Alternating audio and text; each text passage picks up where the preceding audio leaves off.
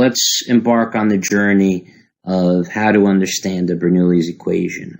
Before we kind of dive in, there's a couple of definitions, right, that you'll probably find in your first chapter of your fluids book. And it talks about pressure. What is pressure, right? We all know we've measured the pressure of our tires, for our cars, basketballs, things like that.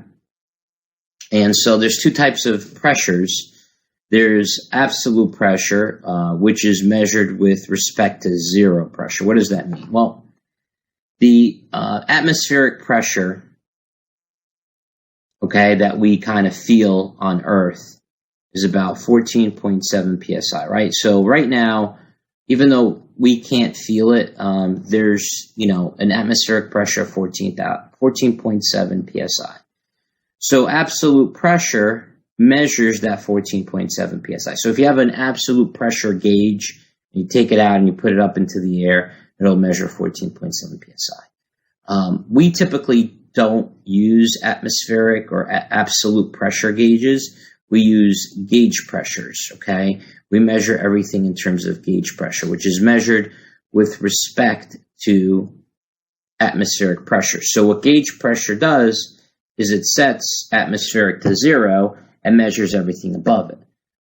So if you have a gauge pressure and you're reading it, pressure gauge, for your car, for your tire, it's going to read zero until you really kind of put it into the nozzle of the tire, and then you get your reading, okay?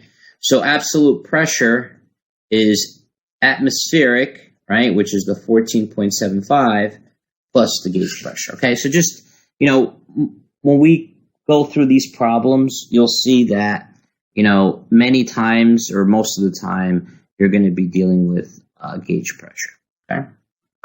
So how do we measure pressure? Well, very common PSI, pound per square inch, that's kind of like the one of the main ways to measure it. Pounds per square foot, you could also see pascals, kilopascals, and SI metrics. Not as common, especially on the PE exam.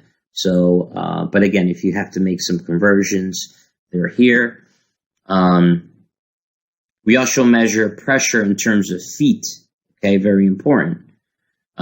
So inches or feet of water, or millimeters, centimeters, or inches of mercury, right?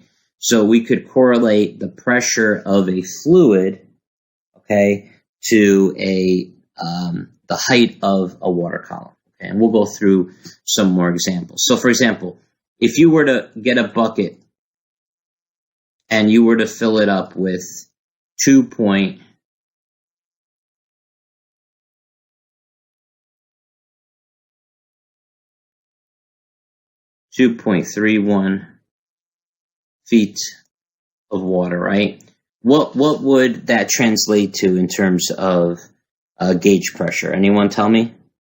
So if I were to measure the pressure down here, what would be the pressure in terms of PSI? Good, Isaiah, 1 PSI, because 1 PSI is equal to the weight of 2.31 feet of water. What would the pressure be up here, up top?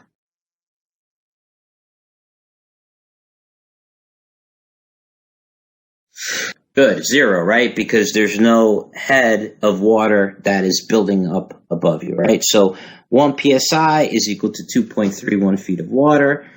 2.3 feet of water is 27.7 inches, and which correlates to 2.03 inches of mercury, right? So mercury is a very heavy fluid, so to get that same 1 PSI, you only need